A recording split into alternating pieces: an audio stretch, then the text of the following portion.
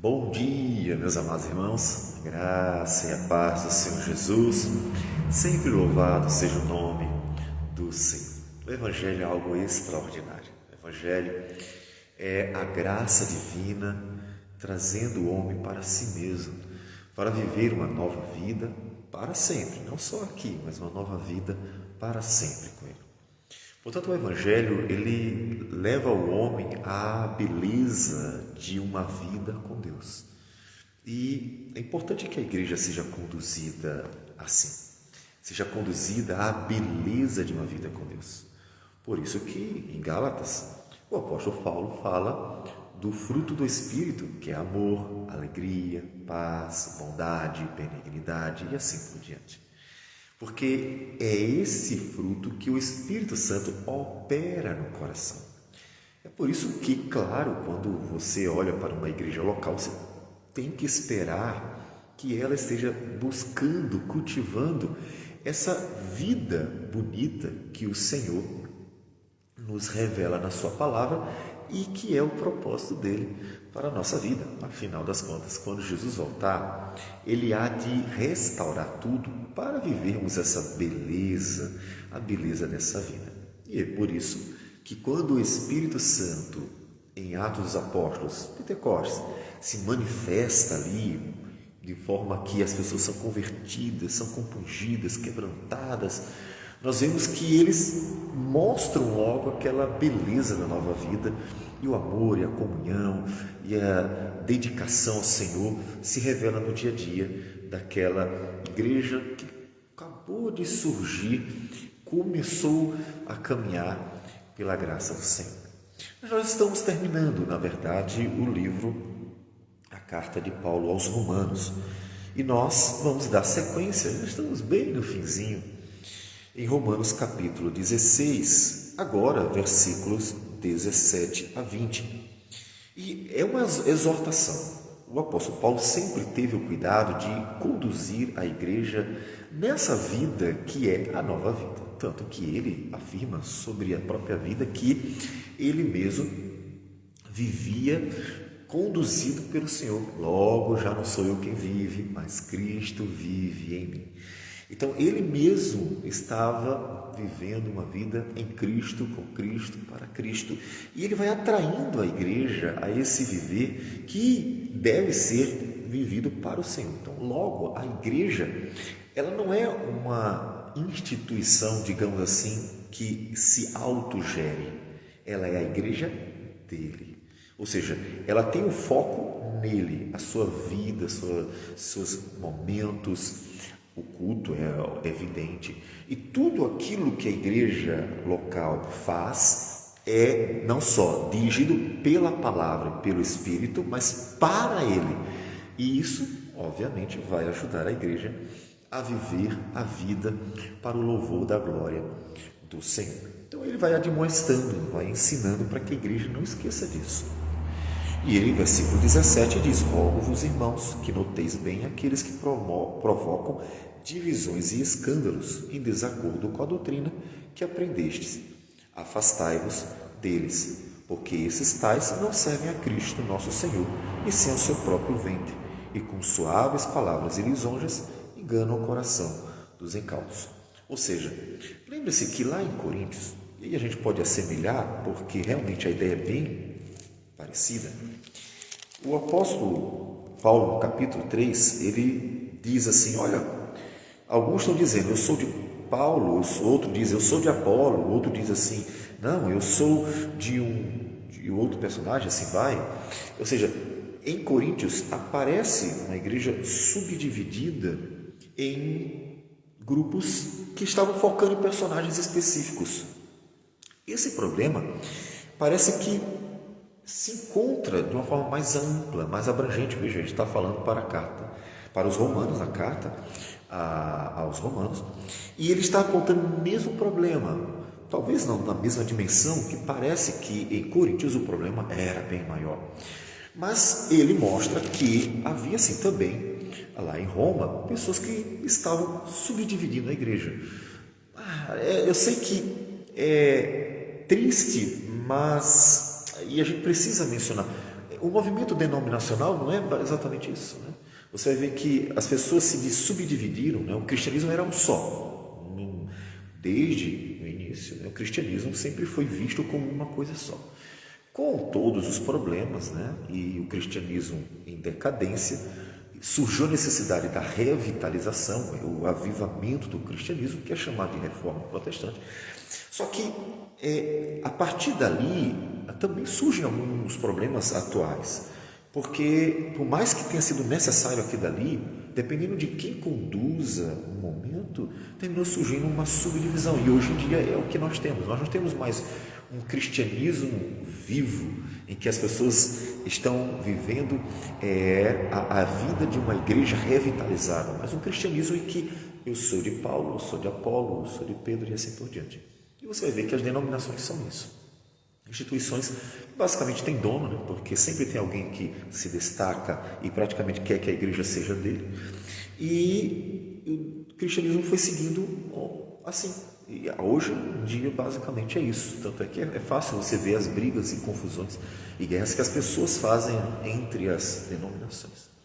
Então, veja que esse problema é antigo, mas não significa que vamos nos acomodar. Deixa para lá, isso sempre acontece, né? Tem sempre alguém querendo aparecer por aí. Então, não, Paulo diz assim, não façam isso. Isso não é cristianismo. Cristianismo é uma igreja de Cristo. Então, é sempre importante que a igreja local, sim, igrejas locais sempre vai haver várias, até porque tem que ter várias para atender as regiões, né? Isso também tinha. Mas as igrejas locais têm que ser ensinadas que existe um só Senhor. Veja, em Efésios, capítulo 4, o apóstolo Paulo também vai mostrar isso. Existe um só Senhor, uma só igreja, um só Espírito, uma só fé. Então, quando ele faz isso, observe que ele está tocando no mesmo ponto. Veja, é outra cidade, outra igreja local, e ele está tocando em outra vez no mesmo ponto. Qual é o ponto? A igreja precisa olhar para Cristo. Então, você que é pastor, você tem por obrigação conduzir as ovelhas a Cristo, não a si mesmo. Hoje, mais do que nunca, as pessoas estão muito motivadas pelo movimento Popstar Gospel, porque as pessoas ganham fama muito facilmente hoje, por causa da internet. E isso termina fazendo com que a pessoa deixe de levar a Cristo e comece a trazer para si mesmo. E aí, obviamente, cria problemas. Então, o apóstolo Paulo diz assim, não façam isso e não deixem fazer isso com vocês. O cristianismo é de Cristo, ele pertence a Cristo, ele não pertence a você ou a denominação A, B ou C. Ele pertence a Cristo. Então, conduza as pessoas para Jesus. Você já quis que as pessoas vivessem unidas? Eu vou lhe mostrar o caminho. O caminho para as pessoas viverem unidas é Cristo.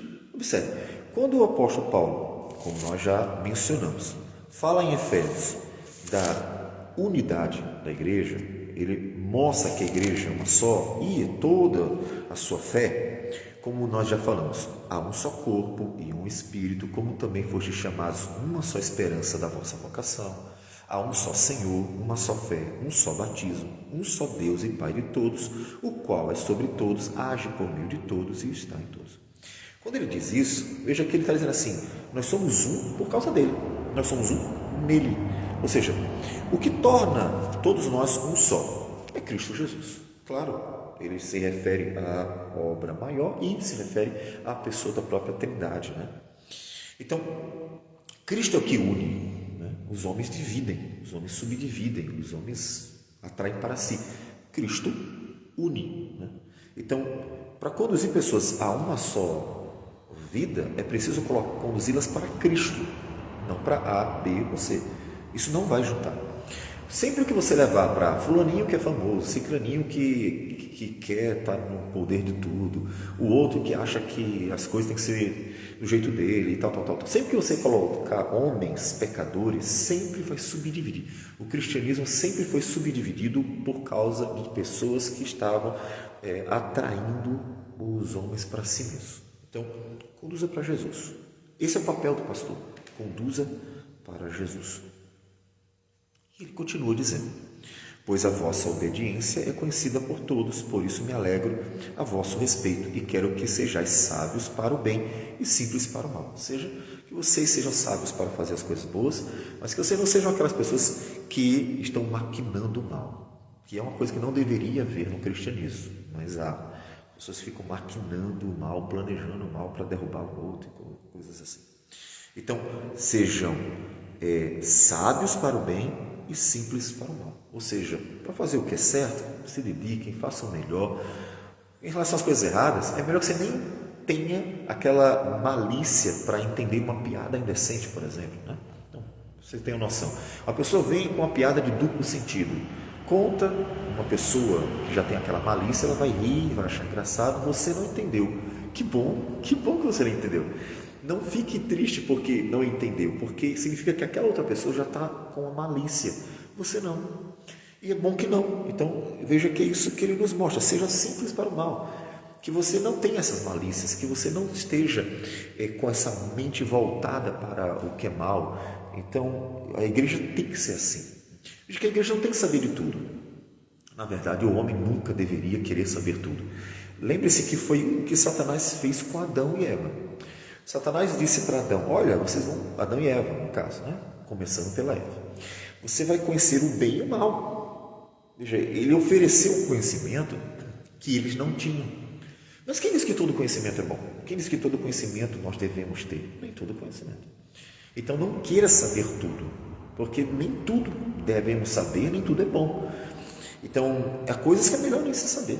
Então a gente só segue fazendo isso, aprendendo aquilo que é bom. O resto, não, deixa para lá, não importa o quanto saibam. Ignoramos.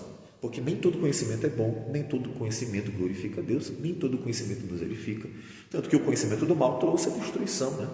O pecado está presente aí por causa desse interesse do homem de conhecer uma coisa que não conhecia, só que não era boa. E então ele termina dizendo, e o Deus da paz em breve esmagará debaixo dos vossos pés a Satanás. A graça do nosso Senhor Jesus Cristo seja convosco. Então ele diz assim, deixa tudo nas mãos do Senhor. O Senhor esmagará Satanás debaixo dos vossos pés. É interessante, porque essa frase aqui, normalmente a gente pensa logo na crucificação. Jesus, ao ser crucificado, ele venceu Satanás, ele esmagou a cabeça da serpente.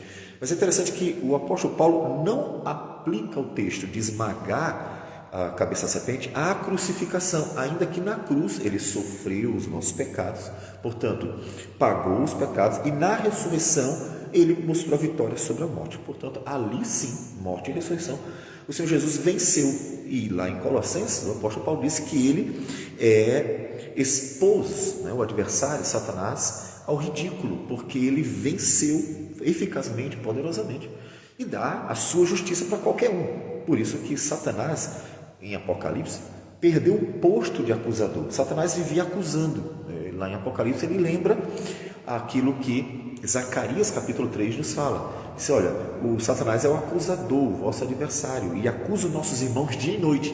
Aí Apocalipse diz assim, ele foi lançado por terra, ou seja, ele perdeu o direito de acusar. Por quê? Porque a justiça de Cristo foi dada àqueles que creem nele, àqueles que são unidos a ele. Então Satanás não pode mais nos acusar de nada. Por quê? Porque somos santos, no sentido de já somos perfeitos, transformados? Não, somos ainda pecadores. Mas porque confiamos na justiça que nos foi dada integralmente, a justiça de Jesus. Mas é interessante que o apóstolo Paulo não aplica à crucificação nem à ressurreição esse texto. Ele aplica à volta de Jesus quando Satanás será lançado no lago de fogo e completamente banido. Então, ele aplica a obra no final, ou seja, Jesus venceu, mas ele ainda está por aí, Satanás ainda está, tanto que o apóstolo Pedro diz que ele anda como um leão, derredor, perturbando, tentando tragar alguém. Então, ele ainda está por aí. Então, Satanás ainda está presente, portanto, ainda há uma vitória final. Qual é a vitória final? Quando ele finalmente for expulso completamente, banido totalmente, e nós não teremos mais nenhum contato com ele, porque nós viveremos para sempre um novo céu, nova terra, onde não haverá mais o pecado, não haverá mais o mal, portanto, não haverá também Satanás. E ele aplica, então, a final, a escatologia, é o momento final.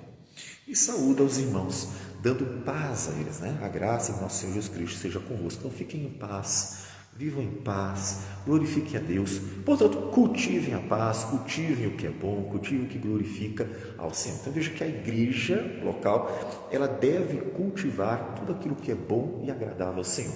sendo dirigida para o Senhor, sempre pela palavra, pelo Espírito Santo, e assim vivendo para a glória de Deus todos os seus dias, não só cada indivíduo, mas o conjunto todo que é conduzido para o louvor da glória de Deus. Que seja assim a sua vida. Lembre-se que você seja sábio para o bem, mas seja simples para o mal, porque nem tudo nós devemos conhecer, e o bom é que nem mesmo saibamos. Vamos orar ao Senhor. Senhor Deus amado, bendito o teu nome. Nós damos graças ao Senhor por tudo. É tão bom conhecer o Senhor. É tão bom ter a tua justiça, é tão bom poder confiar no teu amor, é tão bom ter a certeza de que a nossa vitória está no Senhor.